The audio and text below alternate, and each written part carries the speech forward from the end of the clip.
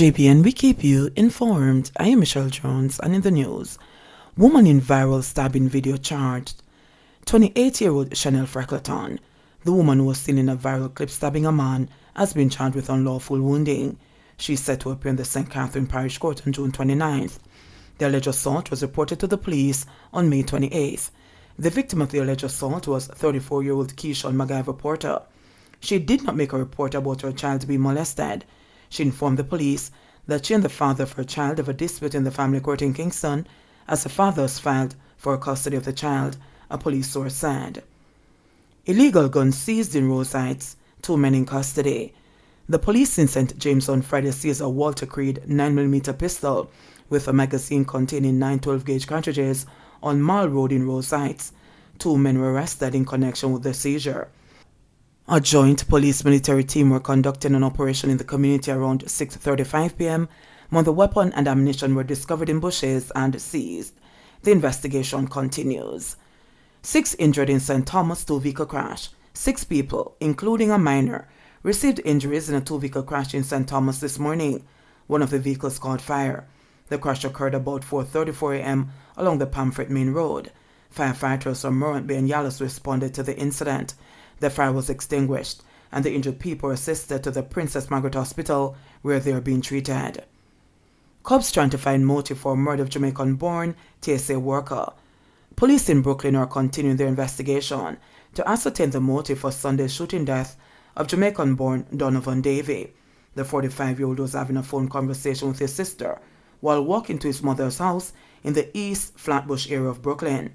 Davey, a federal security officer of the Transportation Security Administration, TSA, was assigned duties at the John F. Kennedy International Airport in Queens. He worked with the TSA for 17 years. Police theorized that Davey was surprised by his killer.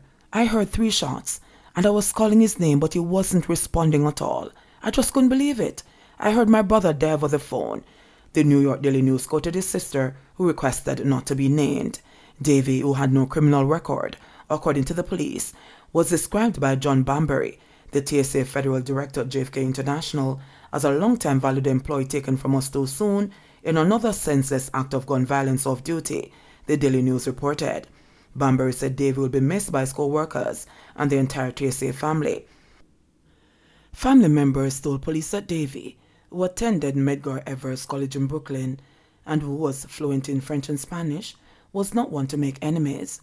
They questioned why someone would want to hurt him. Davey's murder marks the second killing of a Jamaican in New York City in the past month. Gladstone Barrett, a 72-year-old minibus operator, was shot by his daughter's ex-boyfriend during an argument between the two on April 1. Barrett died in hospital several days later. Good Samaritans robbed retired business exec. The St. Andrew North police are probing a daring daylight robbery in which a retired business executive, identified as Peter John Thwaites, was relieved of an undetermined sum of cash along East Kings House Road in St. Andrew by men posing as Good Samaritans. At about 11 a.m. on Thursday, the former businessman completed a transaction at the Barbican Center in St. Andrew.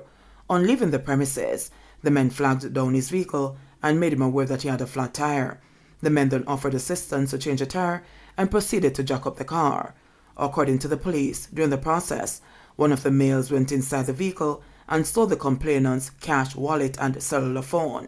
They then left the scene, one after the other, leaving behind Thwaites. The police said the former businessman was not harmed. The police are warning unsuspecting individuals to be aware of unscrupulous persons who are using different tactics to hold up unsuspecting citizens and commit robberies. The Constance police are investigating the incident. The St. Andrew North Police Division has recorded a decline in robberies since the start of the year. Up to May 27, there were 17 robberies, 13, or 43.3%, fewer than the 30 recorded during the corresponding period in 2021. Nationally, there were 366 reports of robberies over the period this year. Coolie charged after alleged death threat. A man who pulled a gun and threatened to kill another at a bar in Miketown, Manchester on Wednesday, has been charged with assault of common law and illegal possession of firearm. He has been identified as 38-year-old Lamont Brown, otherwise called Coolie, a carpenter of the community. Reports from the Mandeville police are that about 7:30 p.m., the complainant was at his bar when he was approached by Brown, who pulled a gun from his waistband and pointed it in his direction, threatening to kill him. The incident was reported and an investigation launched. Brown was subsequently arrested after he was positively identified by the complainant. Wicked and uncaring. The government has been categorized as wicked and uncaring for contemplating legal action against parents who are still not sending their children to school. Opposition spokesperson on education, Dr. Angela Brown-Burke, who lashed out at the administration in her contribution to the 2022-23 sectoral debate in the House of Representatives, said parents have a responsibility to ensure that their children are in school, but the dire situations facing parents should not be dismissed. How wicked and uncaring can this government be, such that the first thought is about penalizing the parent? What about providing guidance and support to these youngsters? What about cushioning the crisis for them and their families and helping them lift their heads above water? What agencies have been asked to intervene to deal with these specific circumstances? The financial position of many families is dire and not to be taken lightly. The involvement of any of these youngsters in illicit activities cannot go unattended, and intervention is required. But that is long before we get to be talking about penal action, she insisted.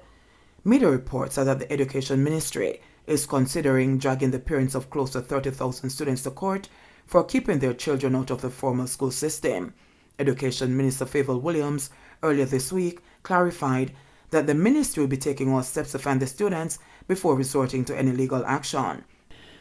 In April, the Education Ministry reported that its yard-to-yard intervention had not been able to find over 30,000 students who have been missing from school since March 2020 when the novel coronavirus pandemic hit. The initiative was launched after the ministry was unable to track down about 120,000 students who it said had not logged into online classes or used any of the other approaches which were in place to continue their education throughout the period of the pandemic. Dr. Brown-Burke said the government must examine the reasons behind the absences, such as children being employed to defray the cost of providing for their families. What do you say to a student who says he's not registered for any external exams? Or why should he go back to school now when he's actually earning? What do you say to parents who have lost their jobs and their daily hustle cannot put food on the table, but their children are now picking up the slack? Can you imagine how distressed these parents must be? She reasoned. The opposition spokesperson said she would like to see data on the estimated 40% of students who did not do well with remote learning, as well as clean data on the performance of the other 60% who the Education Ministry says have done well. She also said the opposition wants to see all the data disaggregated by gender. We know that our system has underperformed, particularly where our boys are concerned, and we need to know what the reality is. No more half-truths and being economical with the truth, because our boys are in a precarious state and we must rescue them, she said. At the same time, she said the inequality gap in education widened during the pandemic as online learning did not work for the majority of students, with those from vulnerable families benefiting less due to problems with connectivity, devices, and parental or family support. Furthermore, teachers and caregivers to younger children and children with disabilities often found that there were no consistent policy responses to their education and development needs. Dr. Brown-Burke stressed that there is now an urgent need for sustainable, flexible teacher training opportunities to allow teachers to competently navigate the new landscape. 5 more COVID-19 deaths, 264 new cases reported. Jamaica on Friday reported 264 new cases of the COVID-19 and 5 virus-related deaths in the last 24 hours. This brings the total number of cases recorded on the island since the start of the pandemic to 138,374 and the death toll to 3,073. Of the new reported cases, there were 158 females and 106 males with ages ranging from 1 day to 108 years. The cases were recorded in Kingston and St. Andrews 72, St. James 34, St. Anne 25, St. Catherine 34, Westmoreland 19, Hanover 5, St. Elizabeth 9, St. Mary 1, Trelawney 6, Clarendon 14, Manchester 21, Portland 13, and St. Thomas 11. Meanwhile, the latest fatalities are a 71-year-old male from St. Catherine, whose death was recorded in September 2021, a 58-year-old male from Kingston and St. Andrew, who died in September 2021, a 27-year-old female, whose death was recorded in November 2021, a 73-year-old female from Kingston and St. Andrew, who died in January 2022, and a 60-year-old male from St. Catherine who died in May 2022. According to the latest statistics from the Ministry of Health and Wellness, the country also recorded 176 new recoveries, bringing the total number of recoveries to 87,587. The country's positivity rate for the latest batch of testing is 30.6%. There are confirmed 2,782 active cases on the island. Approximately 121 patients are hospitalized, 3 of them critically ill. JBN, we keep you informed. Please remember to subscribe, like, share, leave us a comment, and click the notification bell to receive our daily news items.